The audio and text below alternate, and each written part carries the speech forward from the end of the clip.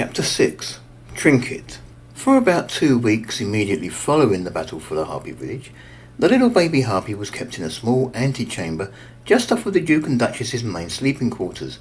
The room was kept locked to prevent anyone from accidentally stumbling upon the child, and the Duke had declared that temporarily that part of the residency was out of bounds to the castle servants. This meant that for the last couple of weeks, while they were waiting for Mangloss to complete his magical creation, the ducal bed hadn't been made, and the floors in that part of the residency weren't getting cleaned, and had gathered a little mud and a lot of dust fairly quickly. However, it seemed a small price to pay in order to keep the baby's existence secret. During this time, the castle was host to a large number of memorials, as those who had fallen during the battle were remembered. The Duke and his family were expected to attend all of them. It was when they were on their way home from one such memorial that Jenny's mother told her, "I've had some servants prepare one of the rooms on the top floor of the castle for you. I'm thinking it's time you moved out of the nursery." "Okay, Mother," Jenny replied happily. She had wanted to get out of that nursery for a while now. "We need to make room. Greythorpe's wife is going to have her baby any day now, and as soon as Mangloss does his thing, we're going to want to move Reyes in there as well." Greythorpe couldn't help but overhear the conversation, and almost immediately he put his foot down. "Now, hold on. Are you trying to suggest that we put my unborn son in the same room as that monster?" "Of course," the Duchess replied. "It is the nursery. It'll be easier for Clelina to look after both children if they're in the same place." Clelina was the Demoff family's resident nanny, and had originally been employed at the castle to look after Greythorpe several years earlier. "I don't like it," Greythorpe said, almost shouting, ignoring the danger that someone might overhear. "I don't want that monster in the same room as my son. I don't even want that thing on the same floor as my son." The Duke sighed. He has a point. Until we know what sort of personality Reyes might develop as he grows older, we shouldn't take too many chances. What if he reverts to type? "Thank you," Greyth sounded triumphant. "I guess you're right," the Duchess replied. "Maybe we should take some precautions." "What sort of precautions do you have in mind?" Greythorpe asked. "Personally, I'm not averse to just sliding a dagger between his ribs and ending our dilemma right now." "Don't you dare!" Jenny attacked, looking at her brother accusingly. "Horse and tiger, Greythorpe! Don't you dare!" "Don't worry, Jenny," her mother assured her. "We'll give the baby a chance, just as we promised." "But he can't stay in our quarters all his life," the Duke commented. "If he begins to suspect that he's being treated differently than other children in the castle, then he won't really have the opportunity to grow up in the way we intend." "Besides," the Duchess offered, "we can't expect Clelina to keep making the trip from the nursery to our quarters just to see how little Reyes is getting on. He has to be moved to the nursery." Greythorpe wasn't looking too happy at the direction this conversation was heading. "I refuse to subject my son to unnecessary danger. Then Greythorpe seemed to think of a solution. "How about if we erect a partition between the two halves of the nursery? We can put my son in one side and that creature on the other. There should be a door in the partition. That way Clelina can get from one half of the nursery to the other without having to go out of her way." "You would agree to that?" the Duke asked.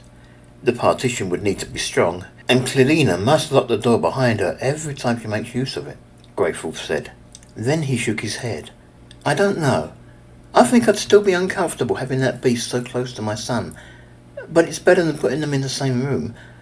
Maybe if we could station a guard just outside the door as well, I'd feel better. That way, if there is any trouble, my son will have someone to defend him." "I can agree to the partition," the Duke said, "but I'm not sure about the guard. It might raise too many questions as to why the nursery is being guarded in the first place." "I see," Greythorpe said.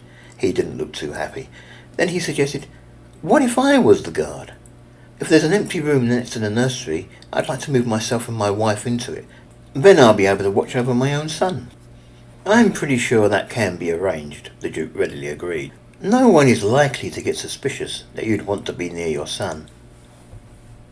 On the 16th day after the battle at the Harpy village, Jenny was in the courtyard training with the sword under the watchful gaze of Sir Grant. Normally, Jenny would prefer to practice with Anida, her best friend in the castle, and Sir Grant's daughter. The two were such good friends that they knew each other's styles well. It was rare for either to be able to find a gap in the other's defence, and although Anida was definitely the better sword of the two, Jenny knew enough to keep most of their little duels to a stalemate. Sir Grant, on the other hand, tended to try and keep Jenny and his daughter apart during their training sessions. He had watched them train together many times, and though once Jenny might have learnt a thing or two from her friend, now all they ever seemed to do was flin. So, for today, Sir Grant had paired Jenny with a boy who was about half a year younger than her, and who only had a fraction of her skill. What was worse, he had the same mentality that most of the boys at the castle had. He assumed that girls couldn't fight. Jenny made mincemeat of him. While she was sparring, Jenny noticed Mangloss emerge from his hut and start trying to attract her attention. The boy seemed to be so inept that she actually considered leading the fight over there and chatting to Mangloss while she fended him off. She could hear Sir Grant having a go at her now though, yelling at her because she was showing off. Instead, she decided to concentrate on what she was doing and give her opponent the full benefit of her skill with the blade. In a short while, the bout came to an end. The two saluted and parted. The boy had to sit down on the side of the training ground to catch his breath back. "I'll be back in a minute," Jenny informed Sir Grant. "I think Mangloss wants to talk to me about something." Sir Grant peered at Jenny, and for a moment she thought he wasn't going to let her go. She could almost hear him asking her about her dedication. "Very well," Sir Grant commented. "I think you deserve a short break. Be back in 5 minutes, and I'll see if I can find you an opponent who'll prove more of a challenge to you." "Thank you," said Jenny, dipping her head slightly in deference to Sir Grant, and then she made her way over to the old mage. Mangloss had a large, genial smile on his face as she approached. He didn't even wait for her to reach him. "Tell your father that I'm just about finished with the talisman. You should bring the baby to me tomorrow, and we'll see whether or not I got the enchantments right." "Yes, master," Jenny affirmed. Mangloss looked around nervously. "Don't call me master in public. Remember, no one is supposed to know I've been teaching you." The following day, Jenny carried the young harpy as she and her father crossed the castle courtyard to Mangloss's hut. The baby was wrapped carefully in a blanket, and Jenny held him in such a way as to hide his facial features from anyone that they happened to pass. Jenny loved to hold the child, but his wings felt so fragile that she was scared of hurting him. She tended to hold him as tight as she could, while still giving his wings as much freedom as she dared. The path from the castle residency to the mage's hut cut perilously close to the training ground, and though most of those who were training ignored everything other than what they were doing, one person in particular wanted to know what her best friend was up to this day. "What have you got there?" Anita asked suddenly. Jenny had been so busy thinking about getting to Mangloss's hut without the baby being seen that she hadn't even noticed her friend walk up alongside her. "It's my brother," Jenny said without thinking. "I mean, your brother," Anita said, laughing. "Which one, Tyr or Greyfall?" "Ha ha," Jenny laughed. "No, he's a baby." "I can see that," Anita commented. "Show him to me. I'd like to see what he looks like." The Duke decided to put a stop to the conversation. "I'm sorry, Anita. The baby is sick. That's why we're on our way to visit Mangloss. We're hoping he has something to cure the child. We can't show him to you. It might mean subjecting him to an unnecessary illness. Maybe after we've seen Mangloss, it'll be all right. I expect you'll see him about the castle from time to time anyway." "Okay," Anita said happily. "What's his name?" "Reyes," Jenny said. "Oh?" Anita commented suspiciously. She then looked at the Duke and said, as if party to some secret, "I didn't even know your wife was pregnant again. Congratulations." "Thank you," the Duke replied. As Anita left, the Duke restrained a laugh. "Is something funny, Father?" Jenny asked. "I'm not sure," the Duke replied, "but I think Anita suspects this child isn't truly mine." "How?" Jenny asked. The Duke grinned. "Just something in her demeanour. I don't think she knows the truth, but then Sir Grant was there, and he knows we brought a harpy home. It's always possible he said something to her." "Then let's hope she doesn't talk too much," Jenny commented. When they reached Mangloss's hut, the Duke knocked lightly on the wooden door.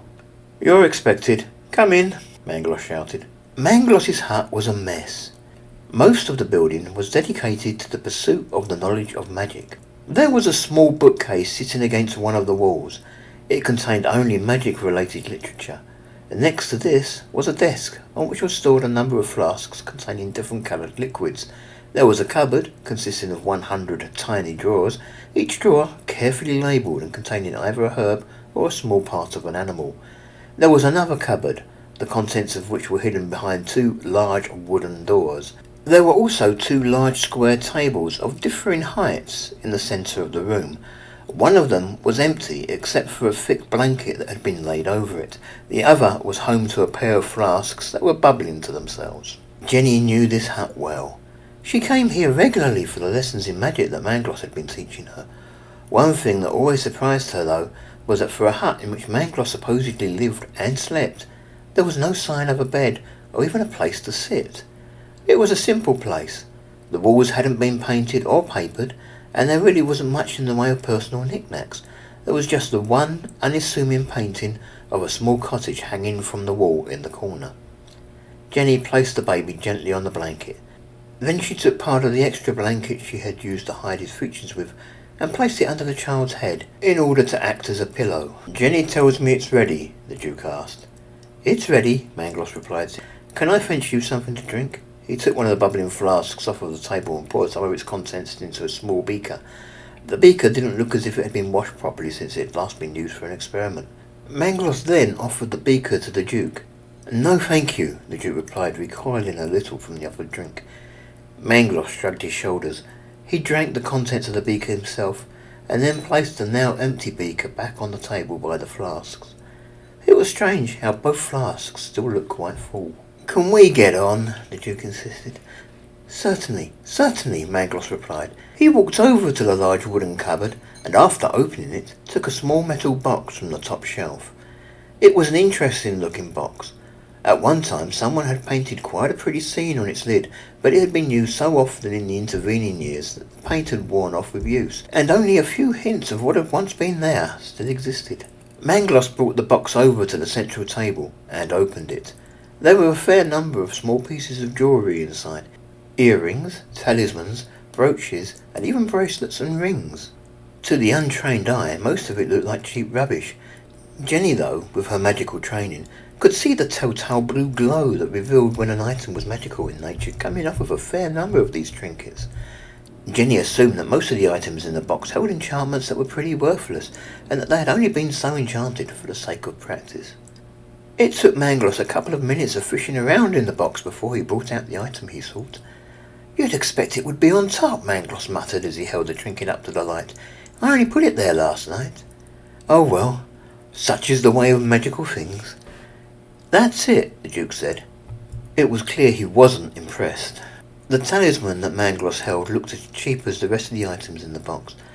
It was a flat piece of steel that showed the castle de Moth on one side and an image of the Duke's face on the other.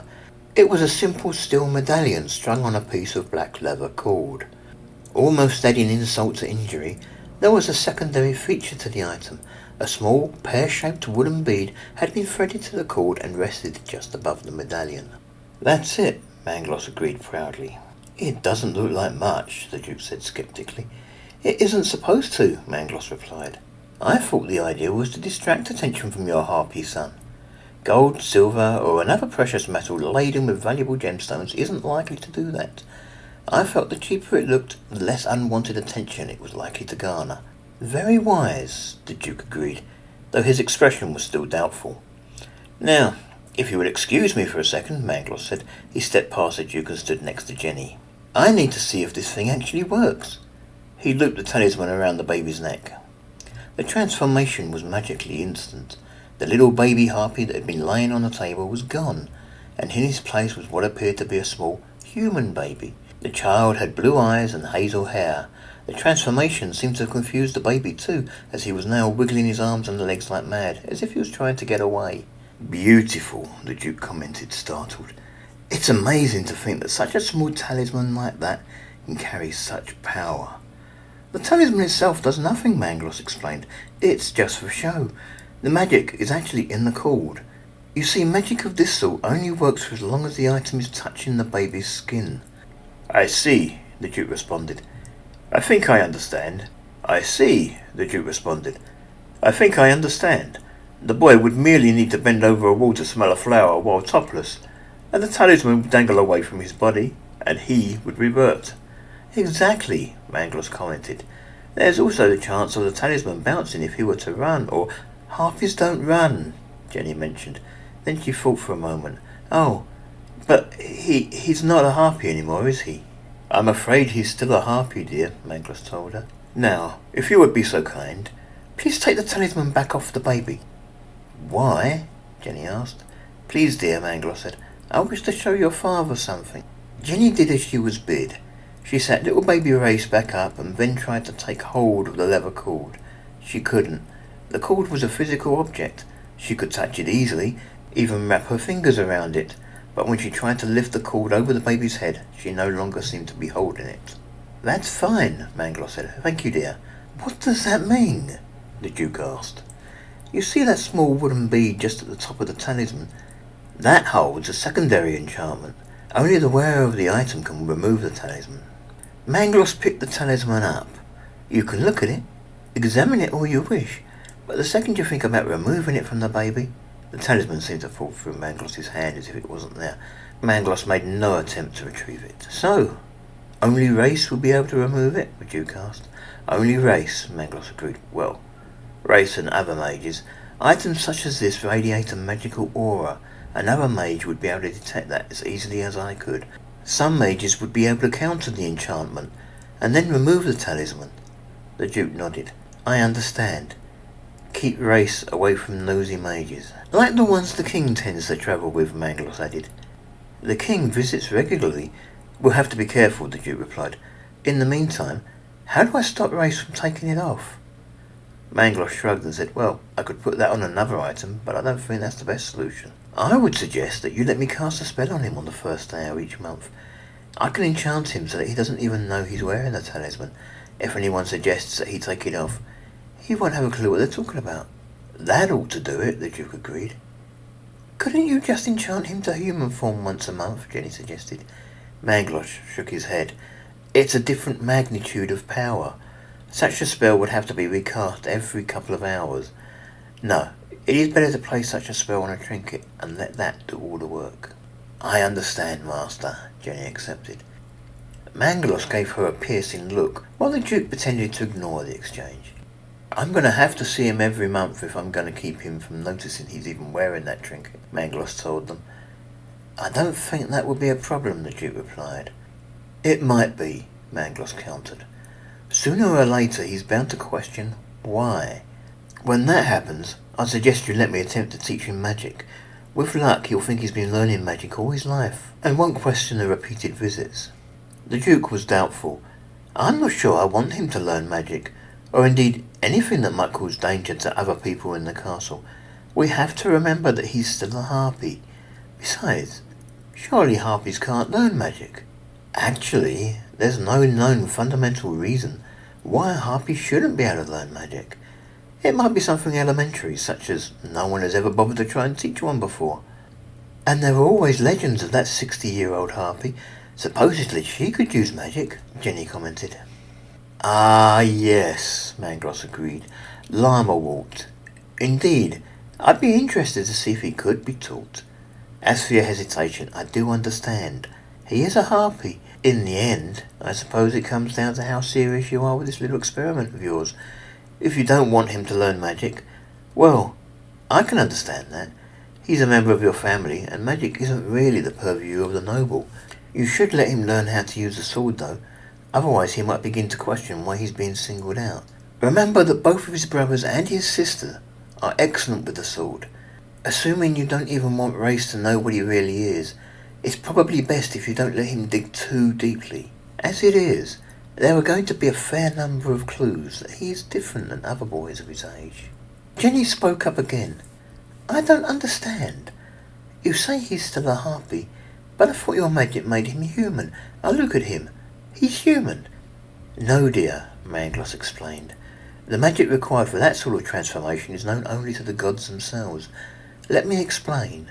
If I was to create a trinket that would, for example, turn you into a harpy, you would still be human at heart.